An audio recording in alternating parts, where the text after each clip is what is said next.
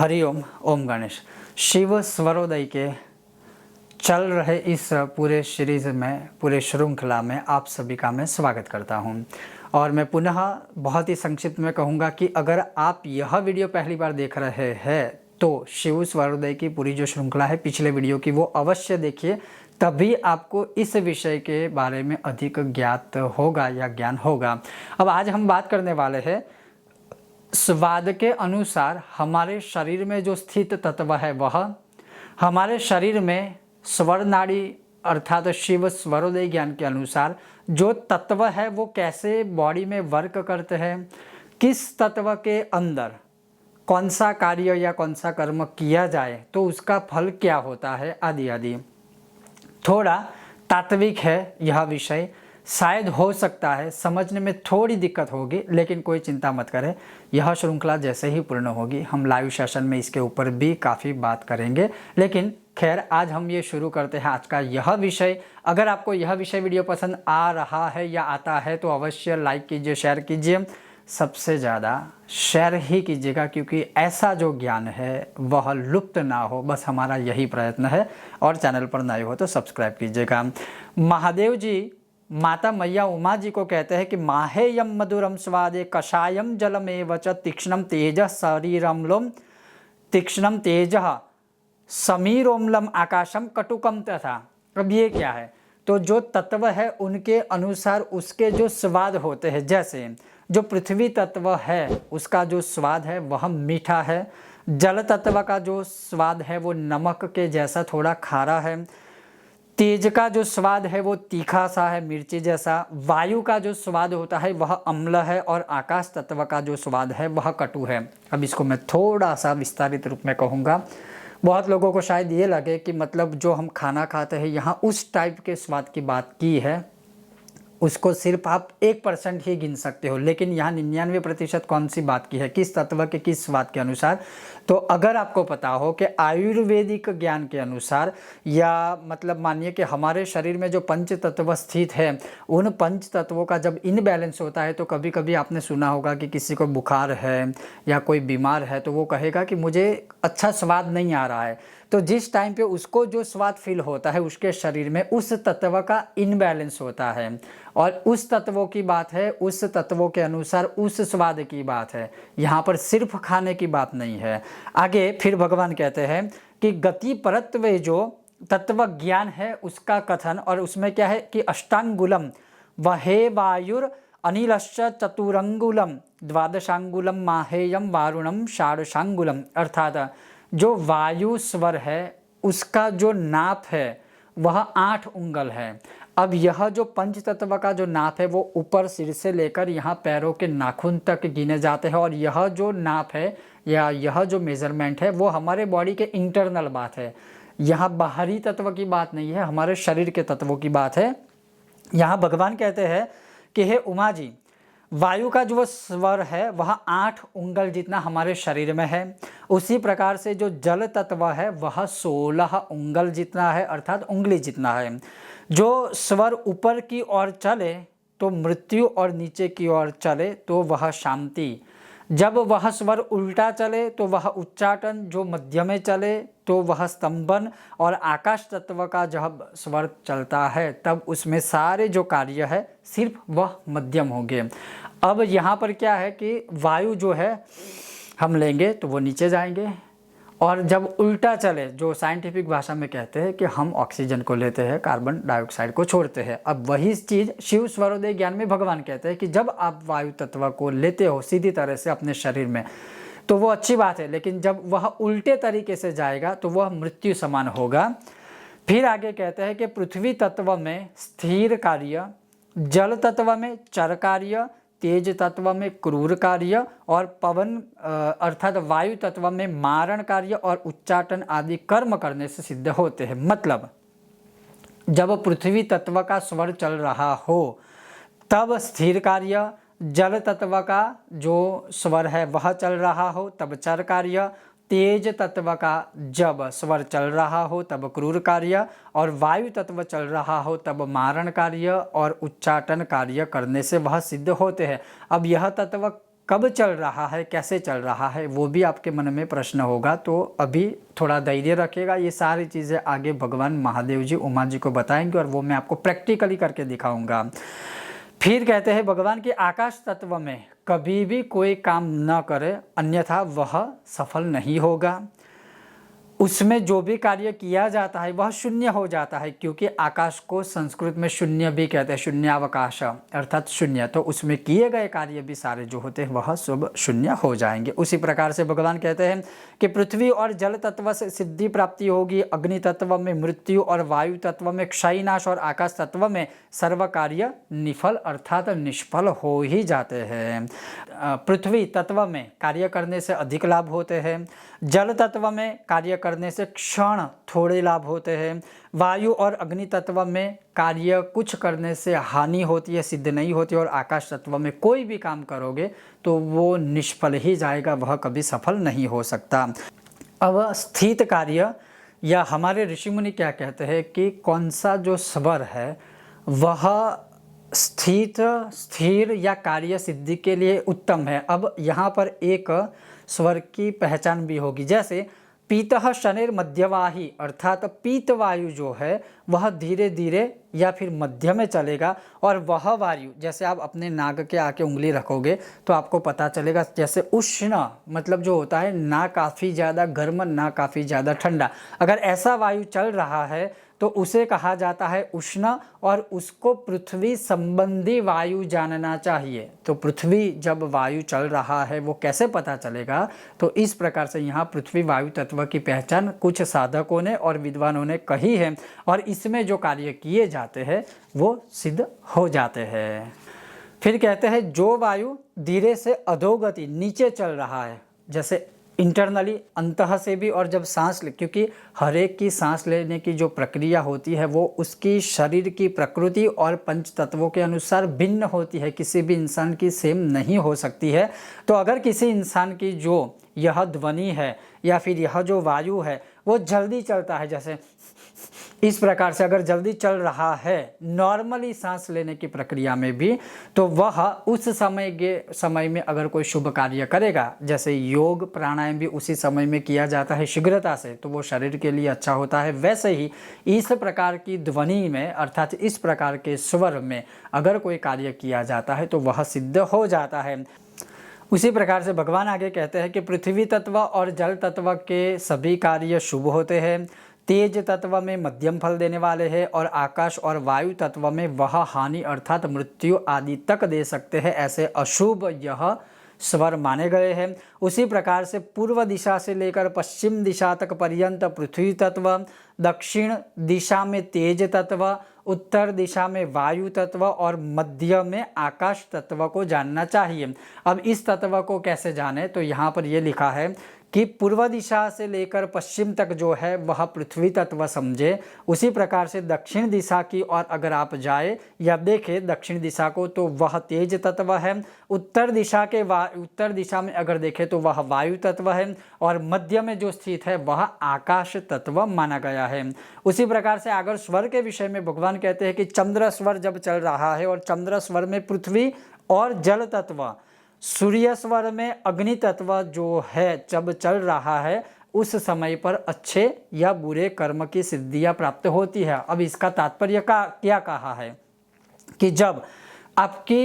Left hand side की नाड़ी चल रही है नाक की, जिसको चंद्र स्वर कहा जाता है, जिसका स्वामी चंद्र है और उसको दूसरी भाषा में ईड़ा नाड़ी कहते हैं, अगर वो चल रही है और उसी समय पर पृथ्वी तत्व कब कहा है, कहाँ भगवान ने कहा है, पूर्व दिशा से लेकर पश्चिम दिशा तक जो है तत्व वह पृथ्वी तत्व है। अगर आप पूर्व दिशा में हो या फिर अगर आप पश्चिम दिशा में हो और उस समय पर आपकी लेफ्ट हैंड साइड की ईड़ा नाड़ी चल रही है, उसमें अगर कोई आप शुभ कार्य करते हैं तो वह सिद्ध हो जाते हैं। ये सरल भाषा में है। उसी प्रकार से जब आपकी राइट हैंड साइड की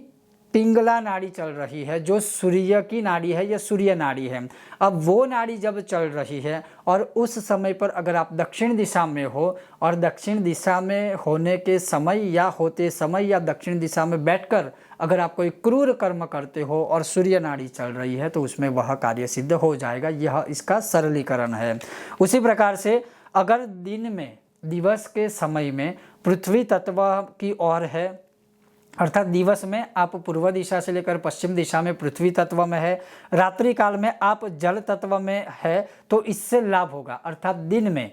अगर आप कोई कार्य करते हो जो पूर्व दिशा से लेकर पश्चिम दिशा में हो और उस समय पर अगर कोई अच्छे कार्य करेंगे आप, तो वह सिद्ध होंगे।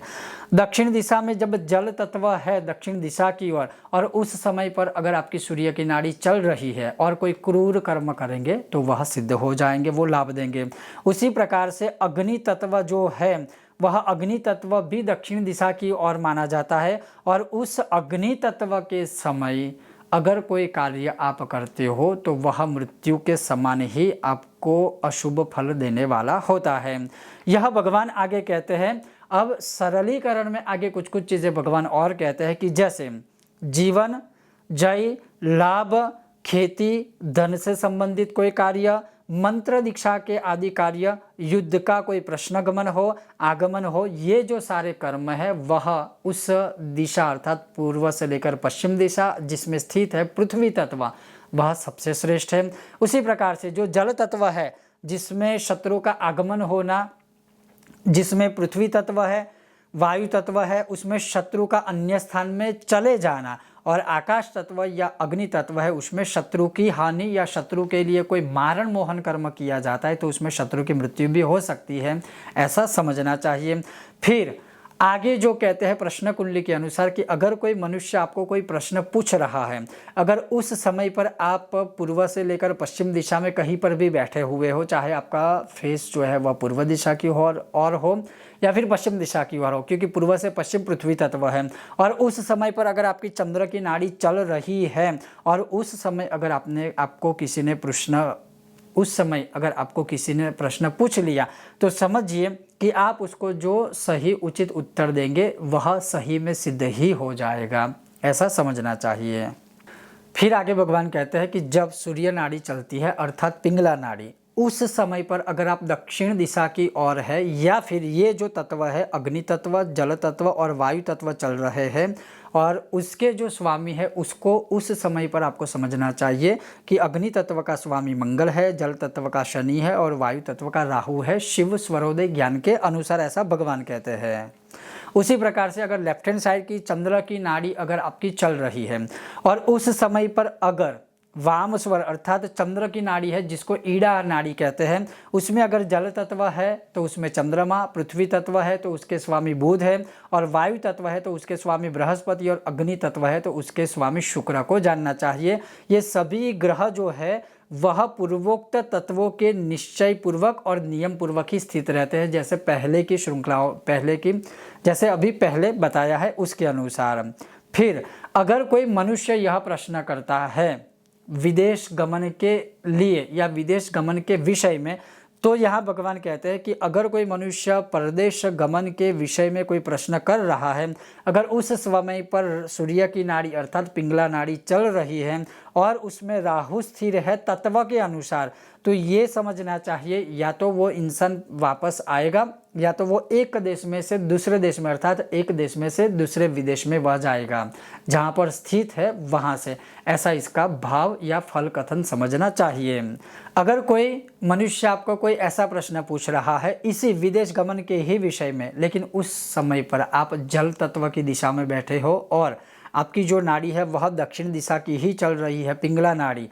तो जो परदेश में है वह वापस आएगा, ऐसा आप किसी को जिसने आपको प्रश्न पूछा है ऐसा अपने आप यजमान को उत्तर दे सकते हैं। अगर मुझे किसी ने ये प्रश्न पूछा कि विदेश में जो है वो वापस आएंगे या नहीं, उस समय पर अगर मेरी यह नाड़ी चल रही है सूर्य की और मैं जल तत्व की दिशा में हूँ तो मैं उनको कहूँगा को वो वापस आएंगे और वो आएंगे। उसी प्रकार से अगर कोई प्रश्न ऐसा ही यही प्रश्न पूछ रहा है और उस समय मैं पृथ्वी तत्व की दिशा की ओर बैठा हूँ, तो जो इंसान जहाँ पर गया है वह काफ़ी सुखी और संपन्न हो चुका है, मैं ऐसा उनको कह सकता हूँ और ऐसा ही होगा। उसी प्रकार से वही प्रश्न के विषय में अगर कोई मुझे पूछ रहा है यही सेम प्रश्न विदेश गमन के विषय में या विदेश में जो है उसके विषय में, और उस समय पर अगर मैं अग्नि तत्व की दिशा में और या अग्नि तत्व में बैठा हुआ हूँ, तो वह इंसान बहुत ही कष्टमय है, दुखित है और काफ़ी नज़दीकी समय में उसका मृत्यु भी हो सकता है, ऐसा शिव स्वरोदय ज्ञान के अनुसार आप उसको बता सकते हो।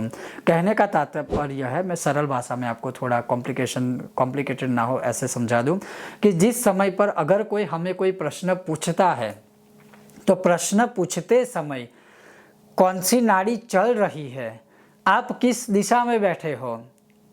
किस दिशा की ओर आपका मुंह है, तो उस दिशा के स्वामी तत्व और आपकी जो नाड़ी चल रही है, दोनों का मिश्रण करके फिर आप उसका फल कथन अगर करेंगे तो यह 100% सत्य होगा। ये इसका सरलीकरण है, इसमें काफ़ी वैदांतिक भाषा है। मैंने पहले भी कहा है कि ये आगे में आने वाले श्रृंखलाओं में जैसे जैसे धीरे धीरे आगे यह बढ़ेगा क्रम, वैसे वैसे भी मैं आपको समझाता जाऊंगा। फिर आगे भगवान कहते हैं, फिर भगवान आगे क्या कहते हैं कि पूर्व, पश्चिम, दक्षिण और उत्तर, यह चारों दिशाओं को क्रमशः पृथ्वी, जल, तेज और वायु, इस दिशा में इस तत्वों को बलवान समझे। जैसे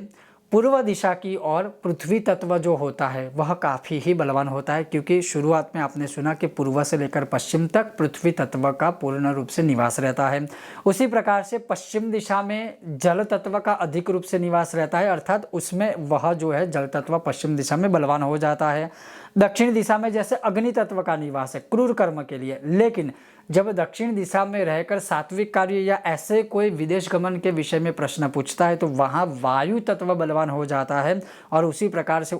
और जैसे दक्षिण दिशा में आपने सुना कि दक्षिण दिशा की ओर तेज अर्थात अग्नि तत्व है जो काफ़ी बलवान है, तो वह उसका स्वामी हो गया। और उस दिशा में दक्षिण दिशा में अग्नि तत्व अगर चल रहा है तो काफ़ी बलवान होता है। उसी प्रकार से उत्तर दिशा में वायु तत्व है, और अगर आपको कोई प्रश्न पूछता है और अगर आपकी चंद्र नाड़ी चल रही है तो वह बलवान माना जाता है। इन चार दिशाओं में यह चार तत्व उस समय पर सबसे बलवान होते हैं। तो इस प्रकरण में यहाँ तक भगवान ने माँ उमा जी को यह तत्व के विषय में स्वादानुसार उसमें अन्न का भी 1% प्रभाव होता है, और बाकी हमारे शरीर में जो तत्व है उसका बैलेंस इनबैलेंस होना उसका भी प्रभाव काफ़ी रहता है। अब आगे आने वाले विषय में माता उमा जी को भगवान शिव जी शरीर उत्पत्ति के विषय में शिव स्वरोदयी ज्ञान के अनुसार, स्वर शास्त्र के अनुसार जो श्रवण करवाते थे